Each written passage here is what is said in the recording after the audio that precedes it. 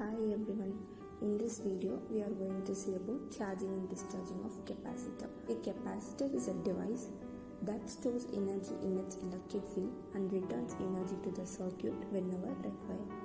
When a capacitor is connected to a circuit with direct current source, two processes which are called charging and discharging the capacitor will happen in specific conditions. Now you can see the charging and discharging of the capacitor circuit. Hello everyone, this is Rohit, A07. Here is a project to demonstrate charging and discharging of a capacitor. So here we have a battery, two switches, capacitor, a resistor and an LED. So two switches are provided here to restrict and allow the flow of current from battery to capacitor and from capacitor to the LED. So now here battery is connected to the capacitor, and through this switch, when this switch is turned on, battery the current from the battery charges the capacitor, and after some time the capacitor is charged, and then when the battery is taken out, when the switch is turned on, the charge in the capacitor lights up the LED like this. So after some time the LED gets dimmed up due to discharging of capacitor. So from this experiment we understood that charging and discharging of a capacitor. That's it. Thank you.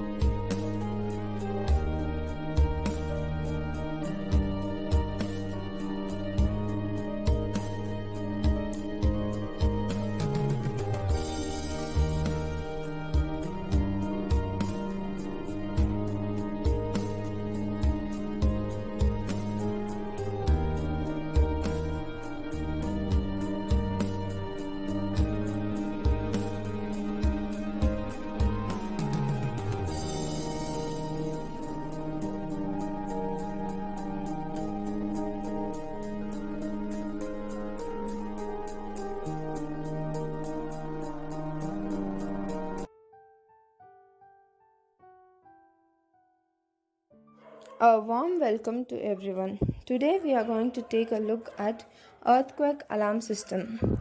The earthquake alarm system can provide warning of the ground shaking during an earthquake. The objective is to rapidly detect the initiation of an earthquake, estimate the level of ground shaking to be expected, and issue a warning before significant ground shaking starts. Feasibility studies of earthquake alarm system methodology shows that the amount of warning time would range from a few seconds to a few tens of seconds depending on your distance from the epicenter of earthquake. This is enough time to slow and stop transportation such as trains, planes and cars entering the bridges and tunnels, to move away from the dangerous machines or chemicals at work, and take cover under a desk to automatically shut down and isolate the industrial systems. The basic principle of work and warning earthquake detector with a vibration sensor. This is when an earthquake occurs or when the dynamo earthquake simulator is started. The resulting vibration causes movement of the pendulum. This pendulum movement is what will trigger the sound of the bell.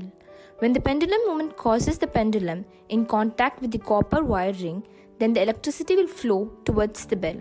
When electricity flows into the bell, will arise in the membrane vibration in the bell. A vibrating membrane will produce resonance, which then let a wave. This wave is what produces the sound on the buzzer.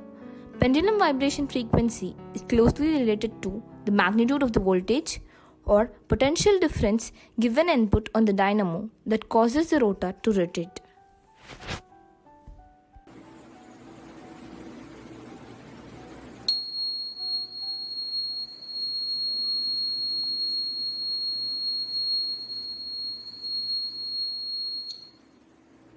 Increasing the voltage will increase the rotational speed of the rotor on a notch dynamo. Faster the rotor rotation, vibration of the pendulum will be even greater. This resulted in the pendulum will be faster and more frequent touching circle copper wire, which is connector, electricity and bell. Thus the buzzer will sound increasingly rapid and dynamic. So why do we need early earthquake warning? Current earthquake mitigation strategies focus on long-term ground shaking forecast that can be used in building design and the rapid post-event notification used for emergency response. Early warning systems allow for short-term mitigation including slowing and stopping of transportation systems, switching industrial and utility systems to a safe mode, and taking personal protective measures. Early warning would reduce the number of casualties and the cost of earthquakes in California. Important advantage of the quack alarm is that it can wake you up and alert you the moment the quack starts so that you can immediately take cover or tend to other family members. The quack alarm can eliminate confusion, save valuable seconds, and provide peace of mind. It can be concluded that the demonstration of tool detection and warning of earthquake with vibration sensor is included in good criteria for the use of students in learning. Thank you.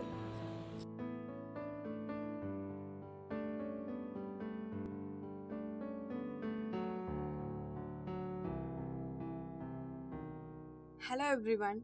Now we are going to see Heron's fountain.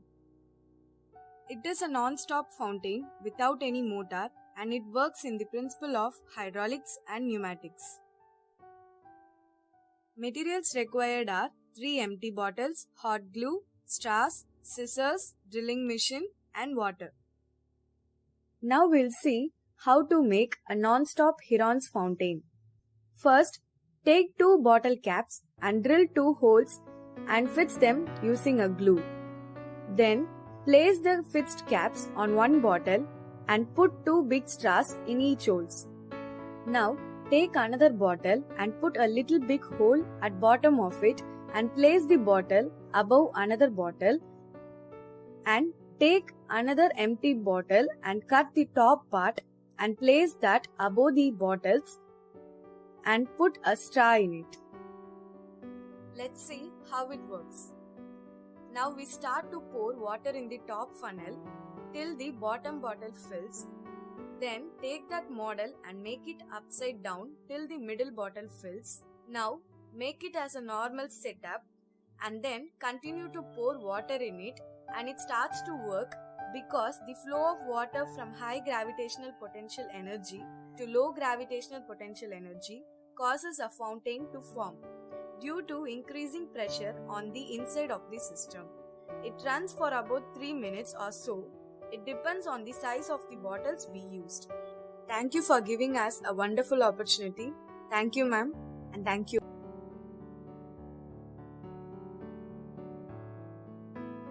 Reflection from a plane mirror. Fix a white sheet of paper on a drawing board or a table. Take a comb and close all its openings except one in the middle. You can use a strip of black paper for this purpose. Hold the comb perpendicular to the sheet of paper. Throw light from a torch through the opening of the comb from one side. With a slight adjustment of the torch and the comb, you will see a ray of light along the paper on the other side of the comb. Keep the comb and the torch steady. Place a strip of plain paper in the path of the light ray. After striking the mirror, the ray of light is reflected in another direction. The light ray which strikes any surface is called the incident ray. The ray that come back from the surface after reflection is known as the reflected ray. Light is an idealization. In reality, we have a narrow beam of light which is made up of several rays. For simplicity, we use the term ray for a narrow beam of light.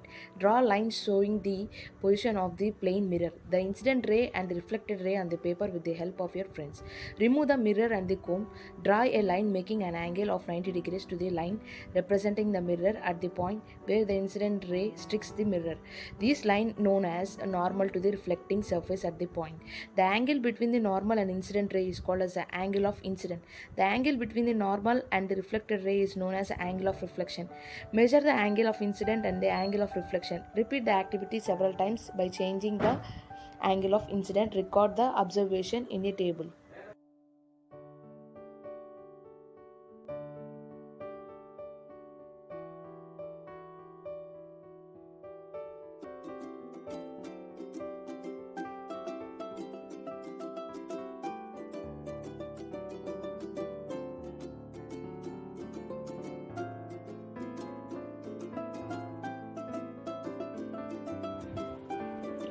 So this is the laser security alarm, which consists of BC547 transistor, an LDR, 100 ohm resistor, a LED bulb, breadboard, buzzer, 9 volt battery and a connecting wire.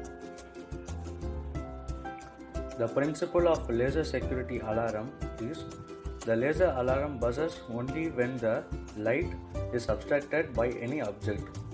When the light doesn't hit on the LDR, the circuit closes and the buzzer starts ringing. So this is the closer look. Now I will show you the experiment. So first I connect the wires. Okay. So now you hear the ringing sound, which doesn't hear when the light falls on the LDR.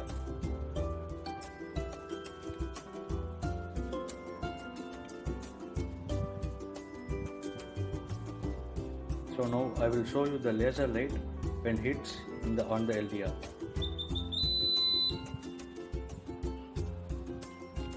When the light goes off, the circuit closes and the buzzer sound will be heard.